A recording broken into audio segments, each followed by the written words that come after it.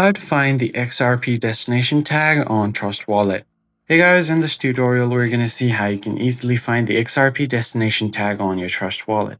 First thing you're going to have to do is open up your Trust Wallet and make sure that you're logged into your account.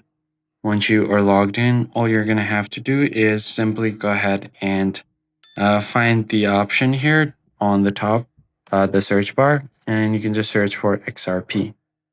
Now tap on the first link here. You can have BNB Smart Chain Solana or BNB Smart Chain VXRP, but all you have to do is choose the first option here.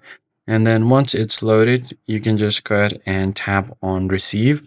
But before you do that, you have to know that the XRP network was a one-time fee of 10 XRP for account activation.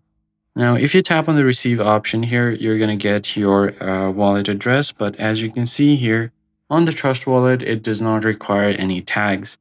Unlike other wallets, in Trust Wallet, the XRP coin does not require any tags. So you could just copy your wallet address here and paste it to the sender, and that's going to be enough.